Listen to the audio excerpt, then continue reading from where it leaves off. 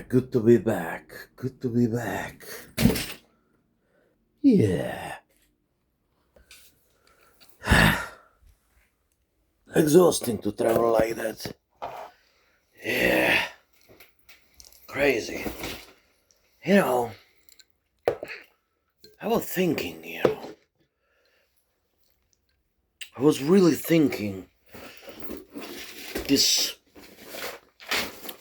this flight from Zurich last time I came, the before.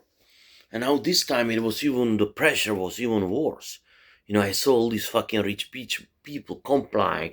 I was like, I saw the faces of the normal, so-called normal people, This kind of a normal people, like I call them 99%. The anxiety in their faces, and these motherfuckers, pre-supplying, putting fucking, loading the fucking jets, all that shit, ready to fly Argentina, Uruguay, New Zealand, checking on everything, buying gold, silver, diamonds, shit. And the people in the bank, they realized in the bullion, these facilities, they were normal people. They knew something is wrong. It was after working hours. And then I fly on the fucking plane back. And I was really thinking, and I think the worst thing ever, or the most difficult thing in the life, is to really find out who you are. Because I don't think so you really know it. When you think you know it, then you don't know who you are. It's just a joke, it's an illusion. It's one of the most difficult things to find out who you are. And I was a writer. I studied cinematography in Copenhagen. Theory, never acting, of course. I published 2 books. Then I met my crazy fucking ex-wife from Sicily in Napoli. This casino owned by Camorra. It was like a croupier there. She said, let's go with me for 5 weeks. We were fucking Philippines. I stayed 5 years. I never come back to my country of origin. Then I was in Sri Lanka, Cyprus. I came back to Vienna just for 1 year, and here 1 year Spain. But never ever back to Czech Republic. I was in Canada, Panama. I've been 15, 16 years out, I buried all my whole life there. And then I was playing on the phone, watching on the plane, this film called Pulp Fiction. I love this film. I think it's one of the few films which actually scratching under the beneath, and I consider them from this pop culture something which can scratch the direction the highbrow. And I remember on my late teens and early 20s, the most intensive passage which I remember, which deeply somehow influenced me or touched me, was the ending passage when Jules is sitting over the table in this bistro, which was held up by these 2 idiots, and there is this Ringo, this guy who is standing, and Jules pointing weapon at him, and he's like contemplating if to kill him, to shoot him or not. And then he saying this passage from Bible, Ezekiel 25:17, and he telling him, I always read this passage to everybody before I kill somebody, because I'm a contract killer, I'm a mafia. And I never thought about the meaning of the passage until this morning, and now I really start to think, and I love that shit. I have a security agency in Philippines, I was lending money to people from character of my books. My book was Sartre, Bukowski. It was not criminals, right? It was not a fiction, right? So I would, let's say, I become a character of maybe some books which I could written in future. I had a security agency. I befriended all these rich people in Philippines from Aquino regime through my fucking wife, who from Sicily. The Sicilians went there to start the casino businesses and stuff like that. So you can imagine. And I was taking their fucking money. I was taking them to the cleaners, the Silver Spoon brats, the son of Colonel who ring in my house at 3 a.m. and gave me 24-karat gold and Rolex watch with diamonds. I gave him 5,000 for it. It was worth of 40 gram. He said, "That's all what you give me?" I said, "That's it. Take it or leave it." He went to casino. He burned it in 20 minutes. People, I take their houses. Oh my God. All these idiots, this innocent sugar baby. Her husband divorced her, and she happened to have this house for $1 million. Need to fly to Australia, paperwork something. I give her $50,000. In 30 days, I captured the house. I checked up the prices. I was a loan shark, let's face it. I was giving them 10, 15, 20% per fucking month interest. You see? And even worse, I was not even, borrowing people to rich people. I have a rural bank, 2 or 3 branches. You see, you look like a bank, smell like a bank, but I was not a bank with hidden charges. People, normal people, Filipino folks pouring in my fucking offices and rural banks. And they need to sign their kids in September, buy them textbooks, or even worse, they need the money for operation of their father, relatives. They had no money, nothing. And I remember I have this golden rule. I was saying that's why I was successful, because a lot of foreigners were doing this business, but they always lose the money because they never come back to them. So my golden rule was, you have to give me something, just something a little. Just you have to give me some collateral in case you don't pay. And all these poor Filipino folks, hardworking, genuine people, Catholics, they always say, "Sir, we have nothing, only our souls." And I always switch up the switching knife, the Italian stiletto. And my secretary and my bodyguard, floor driver, Kuya, they say like, "Hey, take it easy, sir." And I reach them and they say, "What you doing?" I said, "Take it easy." But I use the other hand, not with the knife. And I just put it like on, and they say, "What you doing?" I'm trying to locate your soul. I'm thinking to open your chest, take your soul. Your heart is beating, huh? And what is here? The kidney? In Philippines, you could legally donate your kidney. I said, "I got a form. You can pre-fill it. In case when you fail to pay, I can send security agency there. Security agency for protecting diplomats." I was saying, and deploying the guards. Actually, I got a fucking people with not only 9mm like Jules, this character, but 45. I myself carry 45. I got a Heckler Koch in the fucking trunk. I send these guards, these people, and they remind you gotta go to operation in the morgue. We can extract with these papers the kidney from your fucking body, and we can claim it and sell it on the market, because in gray zone or even illegal is $2,000. I give you $200, $300 for your kidney. Interest 20%. And they look at me, they say, "This guy is crazy. This guy is crazy." I say, "That's all what I do, nothing personal, just business." You see, and I was thinking, just like Julius was thinking, I find this shit cool to have a security agency, surround myself not with 9mm but 45, because my bodyguard Flo told me, "Sir, don't go for 9mm. If you have a 9mm, you shoot somebody in the back, he's still walking 2-3 meters. I saw yesterday guy got shot in the back, he was still walking." This joke is only funny for people who know when they shoot somebody what happened, because you don't walk 3 meters. But the point is that 9mm is used by fucking police, and this protective kind of fucking, uh, circles or whatever, fucking services. But 45 is used by army. When you shoot somebody with 45 to leg, he dies by shock. But it's bouncing back, you see. Yeah, I have a AK-47, I got a Heckler Koch. I'm facing 5 consecutive life sentences in Philippines. I cannot go back there, you see. That's the problem.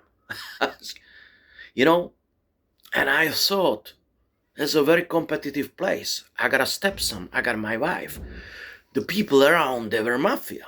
all these people, it was a mafia. First thing which happened to me when I went to Philippines and I called 911, the fucking policeman says pila, which means in Bisaya language, how much? I said, I have two burglars trying to get in my house. They say, how much? 200 rows. We drive there, 200 more. We shoot them and we dispose the bodies. 500 package. That was Philippines. If you think the USA was capitalistic country, USA was a fucking Trotskyist communistic fucking social Austria compared to Philippines. There was no insurance. The real insurance doesn't exist. People dying in front of the hospitals. It was a very competitive place, and I was thinking just like Jules when I read this fucking passage. And I even write it down because I haven't written 15, 17, 18 years. I have written my last book when I was 23, was published when I was 27. I'm 43, 20 years I didn't write. Before I was writing on computer, before on type machine. And when I was 12, 13, 14, I was graphoman. I have written 100,000 pages by pen. And I was so much struck again by this great film, Pulp Fiction, and on the end, this passage. So when I get in the Audi, in taxi, and they drive me from airport, I just take a pen and a book, from my bag here, you see, and I just take it like that. And I take a fucking pen, and I start to write and listen to passage. And I want to really think about this because I realized, just like really Jules, the character in the movie, I never ever thought about this. So I really write down this. I become a Catholic in Philippines, right? So I really write it down. My wife was Catholic Sicilian. Ezekiel 25:17. The path of the righteous man is buffeted on all sides by the iniquities of the selfish and tyranny of the evil man. Blessed is the who, in the name of the charity and the goodwill, shepherd the weak through the valley of the darkness. For the truly his brother's keeper and the finder of lost children, and I will strike down upon thee great vengeance and the furious anger, who are attempt to poison and destroy my brothers, and you will know I am the Lord, when I lay my vengeance upon you. You see? And I was thinking, just like Jules was thinking, what the hell actually happened last 20 years? What would happen if I didn't jump on the plane with my ex-wife there? I got fired from the casino, or not obviously working for Camorra. I'm not crazy. I go back to Austria. I stay with my mother. I keep writing. I'm a normal guy. I never happened there in Philippines. What happened? Is my karmic life. This conventionally, I live one life, but the life was split karmically. I'm totally different person. You cannot recognize me. You see, people cannot recognize me. And I was thinking, when I was there in the Philippines, just like Jules, why? I was a good person. I still believe there is some goodness in me. And I was thinking, I was doing the things there. I was so cruel. And in this competitive place, I was so sharp, and kind of a predator guy, predatorish, because I was surrounded by hyenas, Homo homini lupus, all these silver spoon brats, these mafia people, all these things, the loan sharking business, lending was real estate, casino was a very strict business. And I said, I have a stepson, I got a fucking wife, I gotta fucking pay for the fucking bus, not to slip over from the cliff to drive front. So you have no idea, the car accidents, people, life expectancy 50 years, they burst out the fucking, floods downtown, 5,000 people died, the mud stuck to their flag, people dying by cholera, AIDS. If you make it to 50 in Southern India, you were happy. It was a very dangerous place. It was like a Mogadishu or Haiti. And I was saying, the world around me is evil. You see, the people, 99% of people and one, I gotta survive. You see? and protect my righteous ass, which is my stepson, my wife, my family, my mother, the mother, the mother. I'm gonna eventually doing it for my mother. And Mr. 9mm, I have 45. I have more guns, you know. Mr. 45 here is the shepherd, and he is guiding me in the valley of the darkness, and the evil and tyranny of the man, protecting my righteous ass. But you see, then everything went down the drain. I lost all the money eventually. But what I did, I moved to Vienna. Then, after 1 year, I repeat everything in Sri Lanka, Panama, Toronto. I didn't have security agency. I didn't do lending, all that things. I switched myself into stock market, and I didn't kill people normally. I killed them financially, mentally. You see, sometimes physically when they lose their money. You see, because I tell them to buy the stock. And I bought short the same position when they longed it. And if I fucking lose my shorting position and they win the longing, I ask them 50% commission. And I shorted exactly 50%, which they were supposed to give me the short. And if they lost, I win. I was break even. I play non-competitive zero-sum game for me. Because but competitive zero-sum game for them. When somebody lose, when they lost, I won. When I lose, I never lose. I arbitrage it. I play for them non-competitive zero. I play for me non-competitive zero-sum game, but I play competitive zero-sum game for them. The game was rigged, you see. I was killing people financially, mentally. And 45 was Mr. Shepard in that time, was my brilliant computer, mechanical executing, cool, collected mind running, you know. He was potencia es ciencia, ciencia es potencia es. And I was thinking, maybe I'm a shepherd and I'm helping to some people, you know. I'm helping to some people to buy some certain stocks, and time to time they made money and they were happy. And I was thinking, maybe you become a shepherd. And the world around us is evil and ugly tyranny of the evil man. And I'm the shepherd. You see? And I'm protecting your righteous path. And I like that. But that shit is not true. Just like Julas says. Because you know what is the true? The true set you free. The true is that you are weak. You always been. You 99%. You will be weak.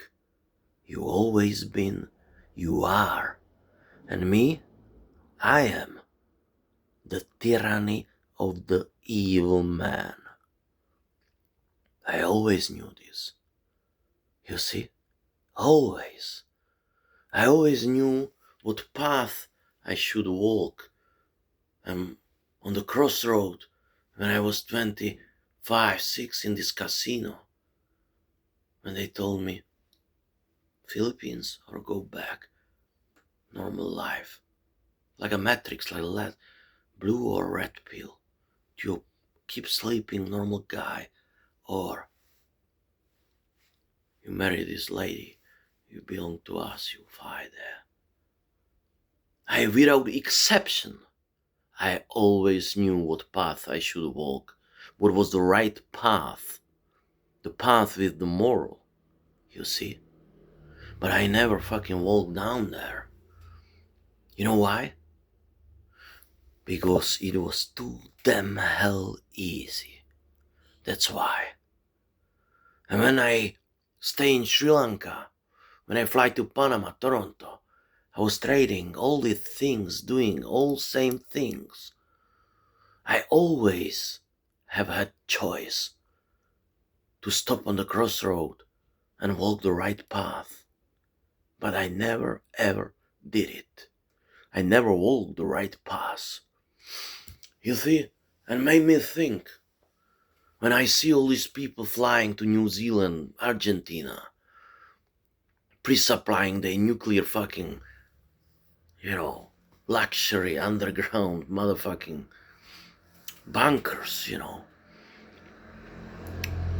When I know that the people will lose all money on the market, when I knew in 2016 that Trump will become president, I bet $100,000 on it on the sport betting company. It was 1 to 10.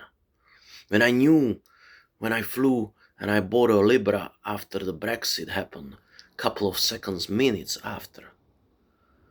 When I knew Biden will be second president, when I knew, Trump will be again president, now I know, like just all these fucking people, that Trump will take over Mexico, Panama, Colombia, because he's running out of money and people don't realize why he behaved like he behaved, because he has 38 trillion debt and he's waking up every day and somebody, himself is an idiot, but somebody around telling him we got 5 weeks of, survival, we bankrupting, sir. Huh?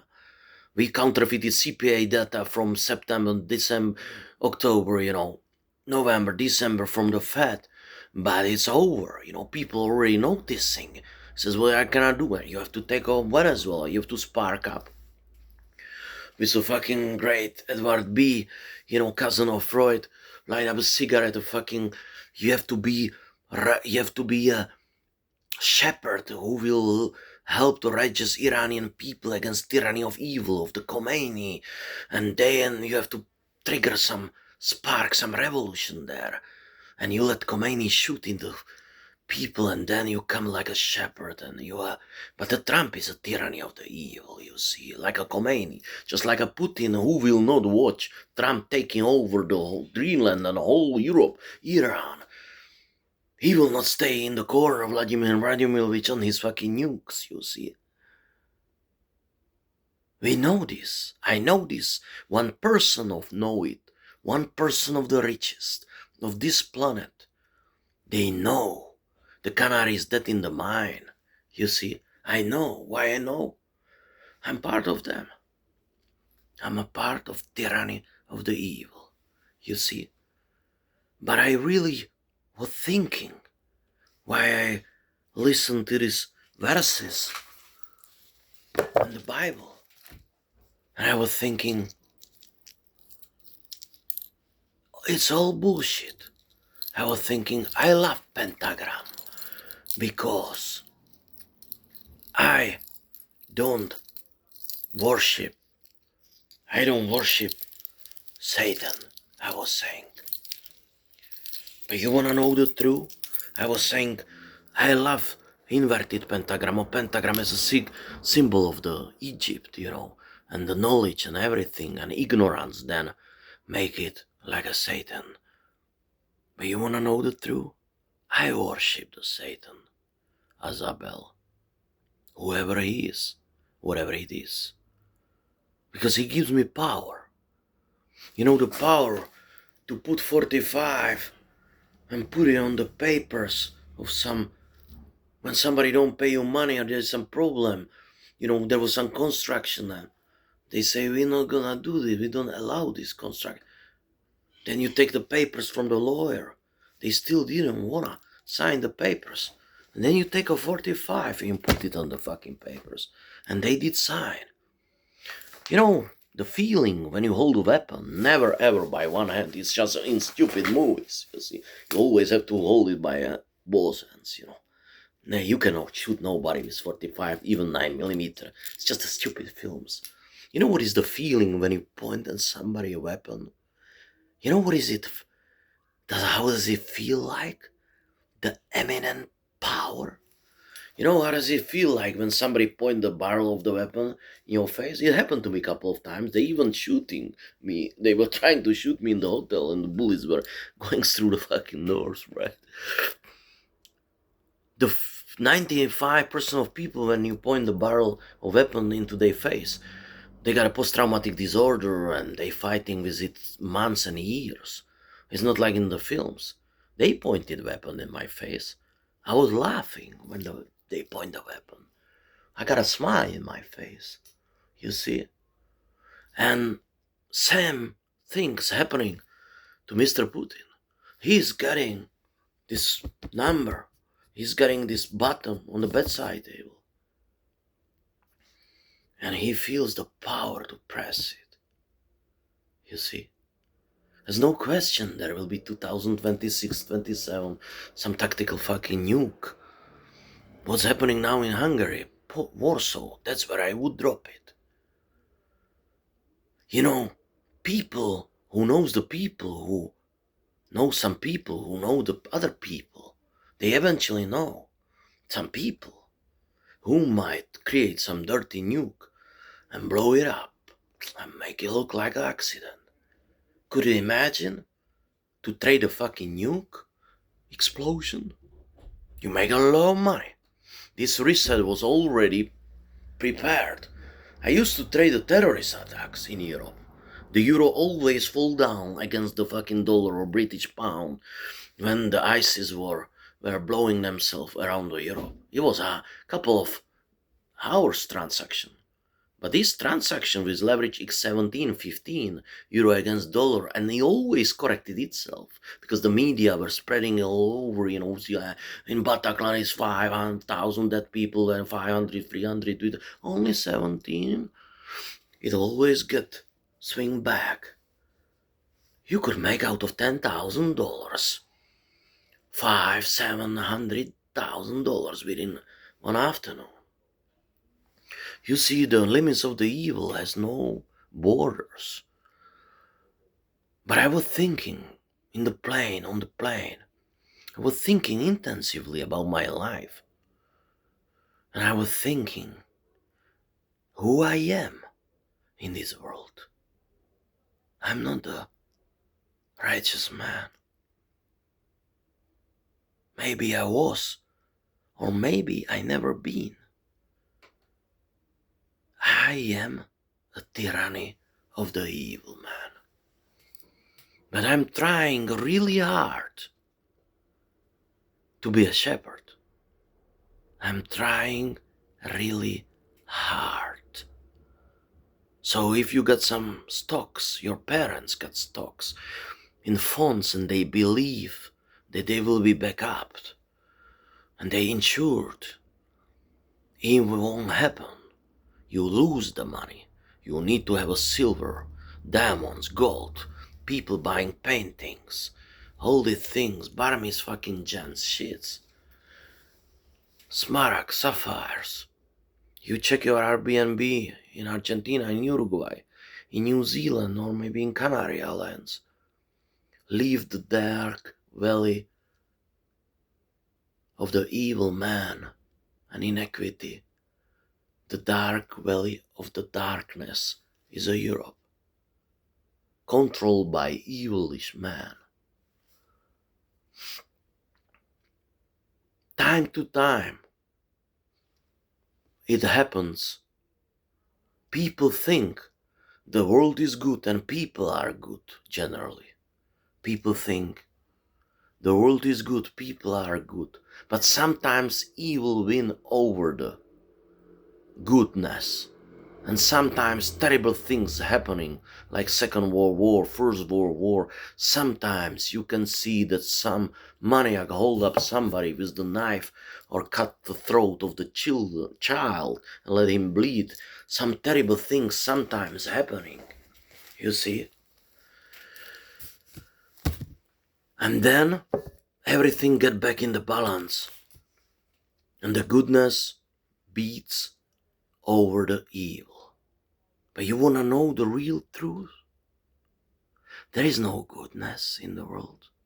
Or if there is, it's something like a couple of seconds of the sunlight during the whole dark year. The truth is, this world is full of evil. There is a bigger evil, smaller evil. There is vicious evil. There is camouflage evil. There is only evil. And time to time, in this dark concerto nocturno, you know, maybe Vivaldi's Winter or some kind of a, you know, Beethoven's Moonlight Sonata, time to time like some flute or ocarine, couple of drops of golden rain just pull apart or lighten through the darkness of the evil. And that's good. That's goodness. You see?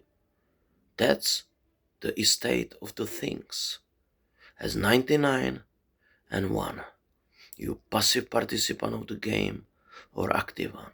If you think you out of the game, guy, you just unconsciously passive participant who is capitalized by the active ones. Maybe you say there are more of us now, but the percentage I can assure you is all the same. Since the savannas and prairies, the people programmed to be in 1, 200. 500 was too much. When the fucking cobra or tigers attacked them, 50 was not enough. 250, 300. That's the anthropology, it's the psychology. 1%, psychopaths. 1%, schizophrenic shamans. 20%, they could smell the grass grow. What was the cause of 45% cause of the death of 45% people in these groups of savannah? When we were moving every day before we get to some eventually first settlements like Jericho 15,000 years before Christ, and nowadays Palestine. You know what was the first cause of the death of 45% of people? It was a murder. Yeah, a murder. That's why Albert Camus says, I cannot be a hypocrite. There is no good or bad. There is no right or wrong. There is no homicide or suicide. We just here. And the nature is happening. And the nature of the thing is that there is no shepherd in this world. But I was writing these beautiful words. I want to feel. I want to really feel. How is it like to be a shepherd for a couple of minutes? To advise you what to do. To share the information with me, which I know. But you wanna know the truth? You're not gonna do what I tell you to do. Because you are 99% of sheeps. But I want you to know, when things go wrong, that you realized I was trying to be a shepherd, to tell you I tried and I've been trying really hard to be a shepherd.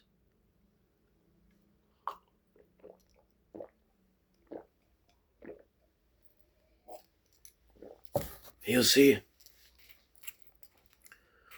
canary in the dead is already, in the mine is already, canary in the mine is already dead. 1% of the riches of this planet owns $1,250,000,000. 50% of all money printed on this planet in all 170 or 60 currencies, 50% of all printed money in all currencies all around the world, 50% is owned by 84 wealthy individuals. Another 50% is owned by 8 billion people. If we just stop, for 1 week, paying the casino businesses where $925 billion is burned for bonuses and propagating, or $7 trillion per year for advertisements, If we just stop doing this, throwing the money for gambling and advertisement for 1 week, the whole famine and poverty disappeared from the whole planet. But we're not gonna do this. Because this world is full of evil. It can be as well full of good. Or it is just what it is. And it depends up to you what you're gonna do with this. 1/3 of the 1% of riches of this planet come from the hard work. 1/3 comes from the idiotic fucking widows, salivating sons, and cumulated interest of the interest of the interest. And 1/3 comes from what I do. Real estate, stock market, loans, it's all bullshit. You see? I'm a magician. I make out of nothing everything.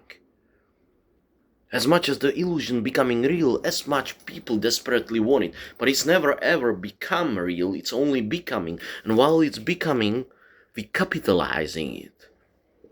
As a fata morgana, it's a mirage. The dream dies in the moment when you make it true. Even worse, it transforms into the nightmare. Even worse. It never been a dream or nightmare. It's a chimera. Everything in the world is a business. Everything. You can pay by time, by fear, by control. Currency of the control is fear. Currency of the power is money. You see, power, time, you see, power is 100 times, 1,000 times more addictive than heroin. Power to hold the other human being under your influence. This power is here and it never goes away. It's all one big power game.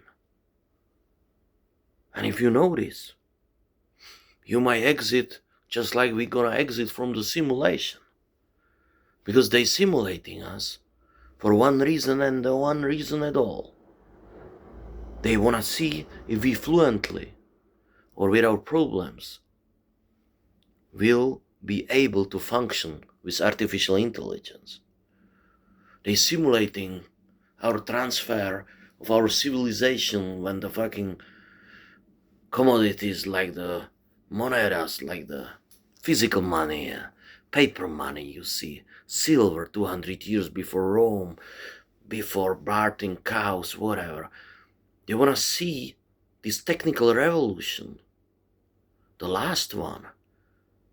You see, they watching, and they were watching the computer, the internet, created by fucking CIA. They watch Gutenberg, they watch papyrus, they watch paper. They've been watching every technical revolution, but this one is the biggest metaphysical mutation ever. That's the biggest test, that's the final test of this civilization. And they're watching us if we will be able peacefully, transfer our minds and our civilization to the fucking artificial intelligence. If we divided the money fairly, you see, if we use this knowledge compared to fucking atomic nuclear bomb, it's just like a toothpick which can hurt you, like it pinch you a little bit behind your fucking nail. You see, that's the nuclear H-bomb. Hiroshima is like a toothpick which can hurt you compared to artificial intelligence. They're watching us. If and how we will coordinate, comply this risk, and if we will be able to smoothly reconnect with our lives and we don't destroy each other, then they will stop the simulation and you will see, like just in Matrix, what's really behind. You will find out that Heisenberg, paradox or about improbability or inconsistency of the space, you will realize that the proton and neutron and quarks inside are glues. That's the smallest parts in the quarks. And the quark is in the core of the atom with proton and neutron. You find out that there is the smallest measurable parts are glues, which are in the quarks, and then between glues there is a force. There is a magnetic, some kind of a force. And the force behave in some way, you see. For example, the time is not linear inside.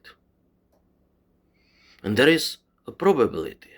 The probability which is collapsing into the possibility. Probability is 80%. You can believe it or not. With the famous,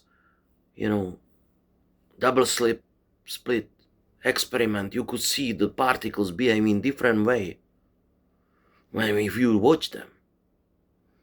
If you're watching the particles going through one hole, and then you start to record the particles, they will go to the other hole. The quantum mechanics, you see the energy. The first thing which is here is information, not the matter. People believe that the matter is the first. It's not a matter, it's of information. It's a bit, you see, from quantum. That's why you find the mathematical patterns all around the world. You find it in the golden angle, you find it in the plasters of the bees, on the daisy flower. You find it on my balls, if you like. You find it everywhere. Mathematics is nothing what was invented by man. It's nature. The nature was invented by somebody, something, some entity. Because when you really zoom into the quarks and glues through neutron, proton, electrons and atoms, you find out there is a vacuum. There is nothing. And in Big Bang theory it's a one big bullshit. Because something gotta cause the bang. Something gotta cause the bang and the explosion. You see, if you operate on your mind from the dimension of the sleepwalking character, or in this game, or you understand that there are codes which are written everywhere, you see. That's why the Heisenberg paradox was never ever disproved by Einstein. Even Bobby couldn't make it, right? He was not able to do this. Nobody could do this, because when you zoom in, it doesn't make sense what's going on. Because the first thing is information. And the first thing is information. You can collapse the probability, into the possibility. You can control the matter. That's why some people can touch some other people and heal them up. Or literally change the course of the time. You see? Well, if you operate from the level of the first, when you have some character on the screen and the person or character who sleepwalking like 99% of people and don't know what's going on, before you get awakened, you eventually realize that the quantum field is telling you that the matter is secondary and the first is information. And if you observe the particles, you can change their directions, so you can change the matter. That's the level from multimillionaires and billionaires operate. There is this code, there are these codes, they're everywhere. Carl Gustav Jung called them synchronicities. Somebody called them acausal coincidences coming in series. But one thing is to observe them and all these symbols. Another thing is actively play or direct energy of these symbols and make the force work the way you want them to work. And it's not certainly some stupid law of attraction or some as a stupidity like being positive schmuck and and being hippie and love everything, every bug around and all that shit. It's just a mathematics, it's information, you see. If you realize in this game you're not just a player, you see, you're not, you are a player, you are not a character in the game, you see. If you are somebody who is playing behind the screen, the video game in which there was some character of yours controlled by some codes, walking or sleeping, you've been born to some country, some nationality was assigned to you, some language, some time, some skills, some knowledge, your consciousness, awareness of the situation. You don't know why you sleepwalking. If you realize you behind the screen and you are just a character and you actually player who control this character in this game and you start to control the game. The game is not bad, only the players are. And then you realize that there is some kind of a source of energy, secret energy, which come out from the universe, cosmos, whatever you call it. You plug it yourself, look like a fucking Tesla. All these friends of ours, the things of ours, you see, they get just blessed, you see. Yeah, that's the 6, 7 level of the consciousness or the dimension on which you operate. You put some idiots in front of you, you attach the strings, you make them puppeteer, you stay in the darkness. Yeah. If I wish to be a famous writer or actor, I would probably pay somebody to make me some nice, good quality channel. It's after all not so easy to crack the algorithm. I want to be in the darkness.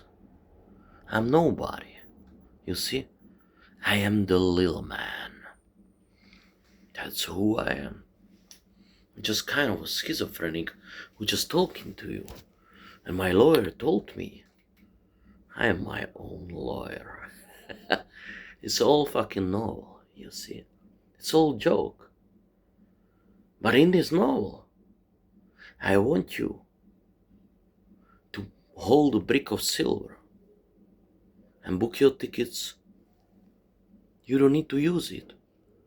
Just book it for $200, $300. Everybody got $400, $500. You can splash it to the toilet. Keep open ticket. Put a refund policy for $20 and hold the brick of gold, diamond. Check by booking.com without paying or paying prepaid policy $20. Argentina or at least Canary Islands. That's when the nuke will blow up. That's where you survive. There are zones, you see. And only a naive person or idiot believe that the tactical nuclear weapons won't be used. They will. Because we're coming to some certain stage of this game where we're improving, you see. Yeah.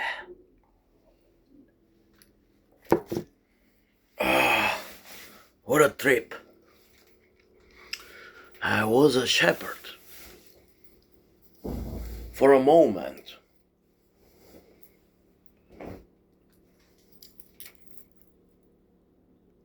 I don't have a feeling which would specially bring me joy to share this information or being shepherd with you. Because the feelings are just a program in your head. You see? The program. You've been programmed to be brainwashed. You've been programmed to be traumatized by your father, your mother who didn't tell you good enough.